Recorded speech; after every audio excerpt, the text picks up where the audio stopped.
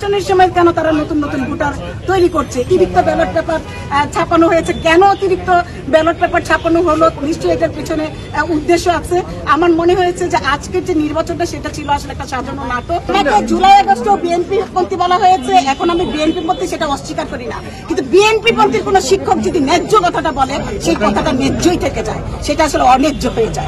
সমস্ত শিক্ষার্থীরা যখন এখানে ভোটার হতে পারছে না, সেখানে কিসের ভোটার ভুটি আসলে আপনারা বলেন?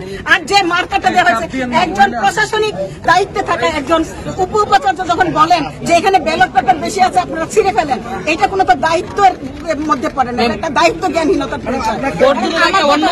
সমাধানের চেষ্টা করেছেন কিনা বর্জনের আগে? আমরা বলেছি, একদম হেসে উড়িয়ে দিয়েছে, হেসে উড়িয়ে দিয়েছে।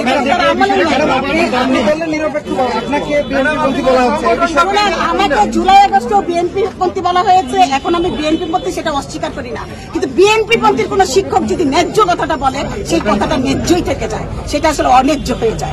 আজকে আমি জাহানারা ইমাম হলে ছিলাম, সেখানে একজন মনিটরিং সদস্য হিসেবে, সেখানে আমি যে দেখলাম যে আমার পূর্ববর্তী প্রফেসর মাহারি তিনিও বলেছেন যে যে কলমটা ব্যবহার করা হয়েছে, যে মার্কারটা ব্যবহার করা হয়েছে, এটা কালিটা আসলে বেশিক্ষণ ছিল না, এটা টেম্পোরারি একটা মার্কার দিয়ে সেটা করা হয়েছে।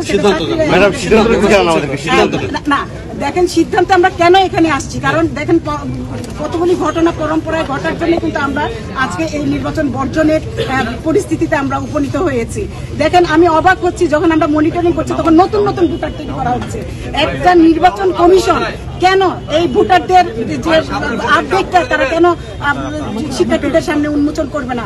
কেন যেদিন নির্বাচন সেই নির্বাচনের সময় কেন তারা নতুন নতুন ভোটার তৈরি করছে? এই জায়গা থেকে আমার মনে হচ্ছে এখানে নানান ধরনের অনিয়ম হচ্ছে। আমরা গতকালকে থেকে শুনতে পাচ্ছিলাম, আপনারা ফেসবুকে দেখেছেন যে অতিরিক্ত ব্যালট পেপার ছাপানো হয়েছে, কেন অতিরিক্ত ব্যালট পেপার ছাপানো হলো? নিশ্চয়ই এটার পিছনে উদ্দেশ্য আছে। আমার মনে হয়েছে যে আজকের যে নির্বাচনটা সেটা ছিল আসলে একটা সাজানো নাটক। আমাদের এই নাটক থেকে মনে হচ্ছে আমাদের সরে আসা দরকার, সেই জায়গা থেকে আমরা আসলে এই নির্বাচনটাকে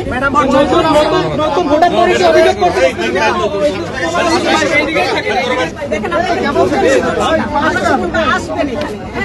আমাদের কিন্তু সংবাদ সম্মেলন করার কথা ছিল, কিন্তু তার আগে কিন্তু আপনারা এখানে উপস্থিত হয়েছেন। আরো শিক্ষকরা, আমি অধ্যাপক শামিমা সুলতানা, বাংলা বিভাগ, বাংলা বিভাগের অধ্যাপক।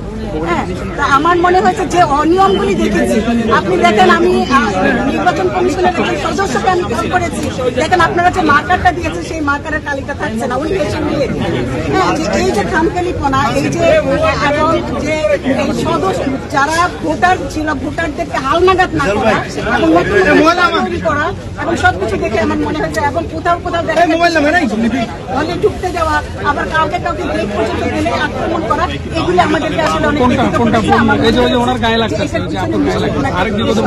সেই জায়গা থেকে আমার মনে হচ্ছে এই নির্বাচনে আমাদের দাঁড়িয়ে থাকা। আমার হাতটা কই গেছে।